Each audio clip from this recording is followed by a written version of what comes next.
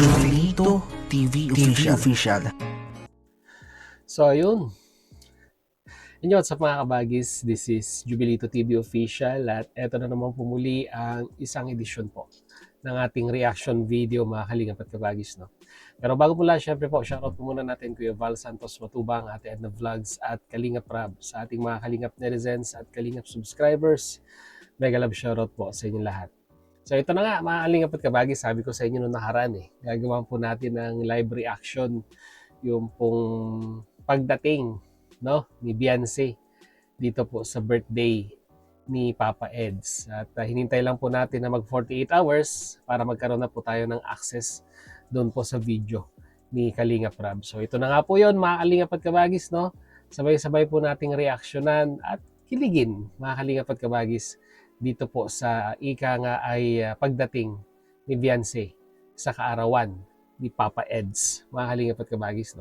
So magsisimula po tayo dito sa parte na kung saan ay ika nga ay natapos na lahat magbigay ng mensahe kay Papa Edu sa kanyang kaarawan. At sabi nga po ni Kalingap Rab dito, mga kalingap at kabagis, ay parang may gustong magpahabol ng mensahe, mga kalingap at kabagis.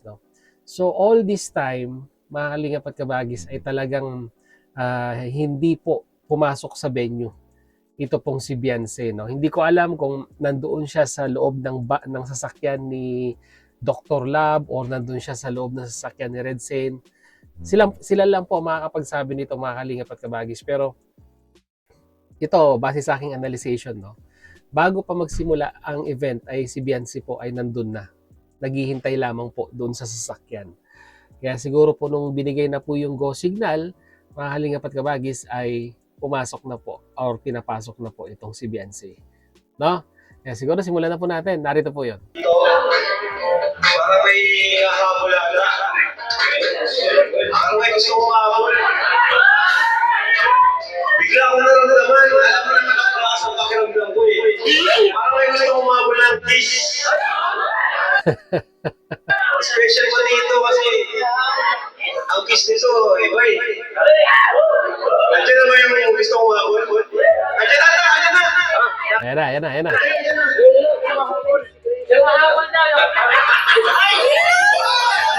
Oh, di ba? Sabi ko sa inyo di ba? Sabi ko sa inyo nandiyan si Beyonce di ba?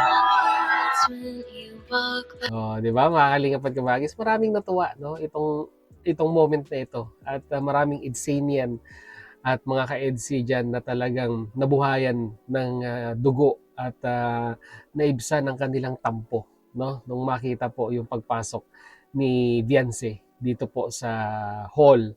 Although yung iba ay talagang hindi po sila nagpatinag at pinanindigan po nila na si Beyonce ay nandyan. Well, ayan, nagwagi po tayo. Yan. Diba? At sa mga napanghinaan na po ng loob, ayan na po. Diba? At least, diba? Nakakapanatag na po ng kalooban na makita natin na ito pong si Beyonce ay talagang nandyan po sa event. At hindi po iniwan si Papa Eds. Diba? Daming kinilig.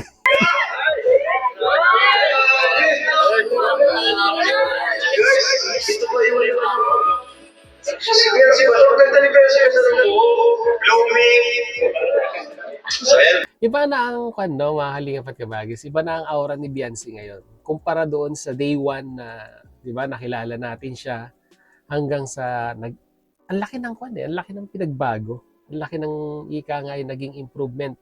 Di lamang sa physical na kaanyuan ni Beyonce, bagkos dito po sa pakikitungo niya rin, Dating mahiyain, pero ngayon nakita niyo naman yung confident ng isang Beyonce ngayon pagdating sa pagharap sa mga tao ay talagang ang laki na po ng diferensya. Although nandun pa rin yung yung kahinhinan niya, pero kaya niya nang dalhin, mga kalingap at kabagis, Kaya, di ba?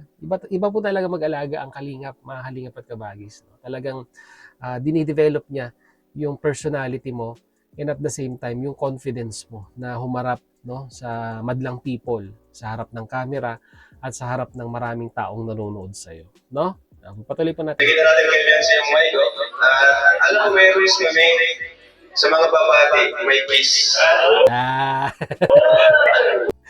Ang tanong, kikis kaya si Beyonce? Yan ang aabangan natin. Kaya, yan si, thank you sa pagpunta. Alam mo guys, di ko to sinabihan. Di ko siya inimbitahan. Ay, patungkol nga po pala dyan, mga Kalingap at Kabagis, no? Sa statement na binitawan ni Kalingap Rab dyan, no? Hindi ko siya sinabihan, hindi ko siya nagbigay ng instruction, no?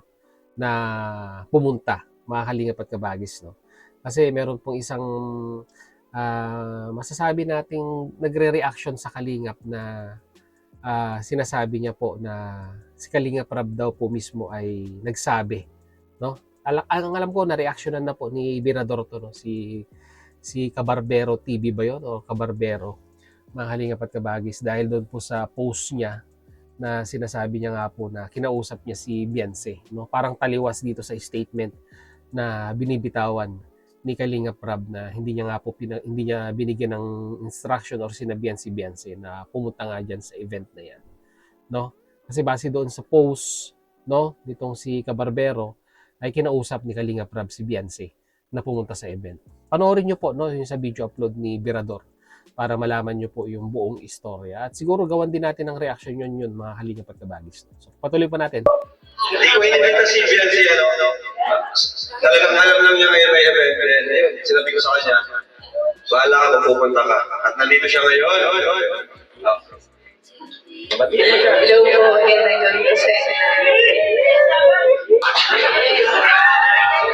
Sorry.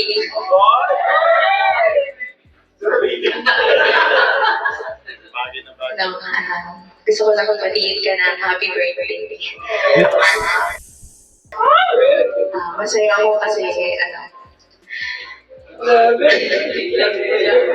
na lang kayo kamayan sa Ang daming kinikilig sa mga nanonood, pambihira. Yung mga tao dyan sa venue.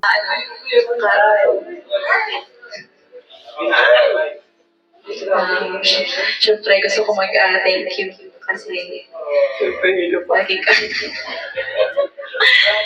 At nagpapasalamat ako sa lahat ng pinagsamahan natin.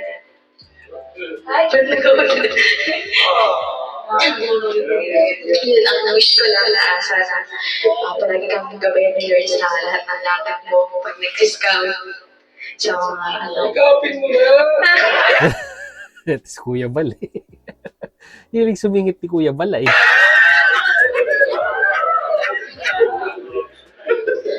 yun lang. Thank you.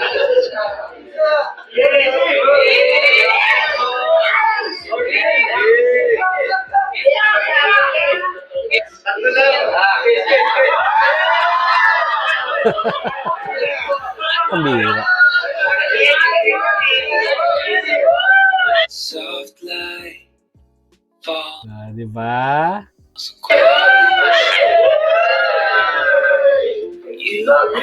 Pero hindi pa natatapos yan dyan, mga Kalingap at Kabagis. Kala nyo tapos na yan dyan? Nako, may kasunod pa yan.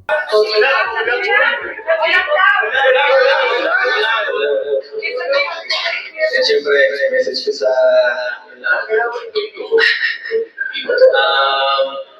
kaya nasabi sa kanina na hindi ko ina-expect na mahanda ng ganito. Akala ko talaga kagaya lang yung dati. Mag-celebrate lang, kain lang. Kasi hindi ko man gusto yung mga ganito na talaga. Mahihayin ako na dito na talaga ako sa Kalingap na experience natin itong pagmamahal. Na grabe, important ng mga supporters, ng mga kasamahan. Medyo nakakaya na nga eh. Siyempre, hindi man ako beneficiary para mabigyan ng ganito ng privilege na parang sobrang at siyempre. Deserve mo naman yan, Kalingap Edu. Di ba? Para sa akin, deserve mo yan. Kung ano man yung ibinibigay na blessing in return sa'yo ng mga sponsor mo, well, deserve mo yan. Kasi talagang nakikita nila yung yung pagiging sincere mo, di ba? Bilang isang charity vlogger, lalong-lalo na sa mga beneficiaries mo, no? Sa mga scholars mo, sa mga papiding program mo, di ba? Kitang-kita naman nila na talagang na fully adapt mo yung pagiging isang ganap na Kalingap charity vlogger. Di ba? Kaya sa tingin ko, di ba? Walang dapat di ba? Wala kang dapat ikahiya or Kumbaga parang ika nga ay hindi yan kalabisan, di ba? Small portion lamang yan ng blessing na ibinabalik sa iyo ng Ama, no? Dahil sa dami ng natutulungan mo at napapasaya mong buhay sa pagiging isang charity vlogger mo. No? Patuloy natin. Iba, nakakahiya din sa kanila kasi grabe natatanggap ko. Yung iba hindi naman natanggap. Thank you so much sa lahat ng nag-effort para may sagawa. Salamat sa mga sponsors na dumating. Grabe yung ngiti ni Beyonce dito. Mga ka-EDC natin, pambihira. Ngiting kwan eh. Ano ba? Ngiting may pananabik, di ba? Ngiting may assurance, di ba? May assurance na kung saan ay ika nga ay sinasabi niya na, di ba? Nandito lang ako, Edu, no? Nakasuporta sa mga gagawin mo. Parang ganoon, di ba? Tuloy natin. Nag-effort pumunta dito talaga kahit malayo. Di ba ba? Siyempre, huwag natin kalimutan sila Kuya Val, sila Kalinga Prab. Wala naman sila, wala naman Kalinga Prab dito. At siyempre, sa mali. Ikaw, salamat din sa lahat.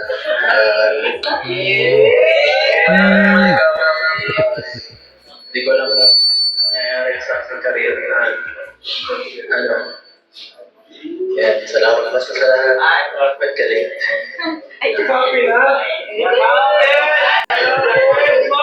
Si Kuya Val, panayang kwan eh, no? Panayang biro eh, di ba? Panayang pader eh ni Kuya Val dito eh, di ba? Pero tingnan natin. Okay sa lahat.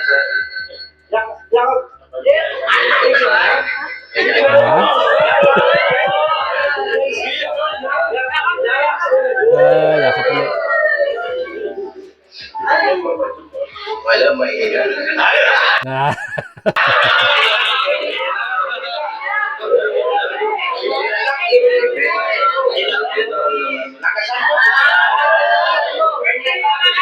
Halik na yan. Halik na yan.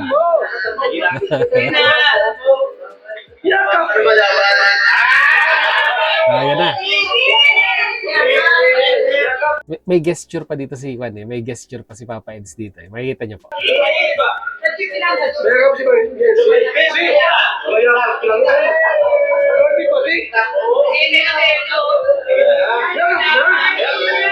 Ayan na. Ibigin na kita.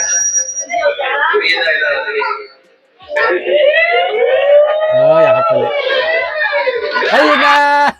Mambira. O, di ba? Sabi ko sa inyo eh. Di ba? Di ba? Kulit nyo.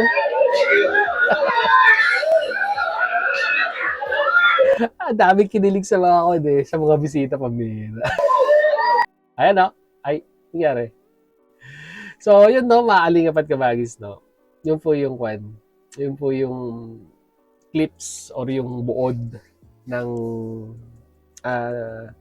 pagdating ni Beyonce, mga kalingapat kabagis, dito po sa birthday ni Papa Eds. Na kung saan ay talagang, kagaya na sinabi ko kanina, marami ang natuwa, marami ang naibsan ng lungkot ng mga supporters ng EDC dahil para sa akin po, mga kalingapat kabagis, no, hindi po pwedeng a-attend si Beyonce dito po sa isang special moment ng kaarawan ng kanyang partner, no, sa love team na si Kalinga Edu. 'Di ba? Ito'y pagsukli niya na rin po, no, ika nga sa kabutihang nagawa, no, ni Kalinga Prab at ni Kalinga Edu bilang isang love team, no. At pinapakita niya lamang po dito na talagang ang puso niya ay nasa Kalingap at naka-EDS. Di mo ba? Mga Kalingap at kabagis, no? Kaya, ang tabayanan pa natin, marami pa po ang mangyayaring kiligan dito. Susunod, part 97 na. No? Tapos na ang part 96. So, ang tabayanan natin ang part 97, mga Kalingap at kabagis, no? So, yun lang po ang ating reaction video, kilig reaction video for today, mga Kalingap at kabagis. And once again, Mag-comment na lang po kayo sa ating comment section kung ano naman po ang inyong inspiring kilig comment dyan, mga Kalingap at Kabagis, kay Kalingap Edu at kay Beyonce. Ayan, lagay niyo po sa ating comment section, pag-usapan po natin. So yun, muli, maraming salamat talaga sa dulo po ng ating reaction video. Ngayong araw na ito ay nasamahan niyo po muli si Jubilito TV Official. At muli po magpapaalala po ang inyong host. So hindi po nakasubscribe sa ating YouTube channel, ayan po, subscribe niyo na po, Jubilito TV Official. Kung nagustuhan niyo po ating reaction video for today, mga Kalingap at Kabagis, paki-like and share na lang po. So yun, hanggang dito na lang. Once again, this is Jubilito TV Official, proud member po ng Team Koos at ng Team Bios. So always say, mga Kalingap at Kabagis, peace, God first. God bless po. Bye! Bye!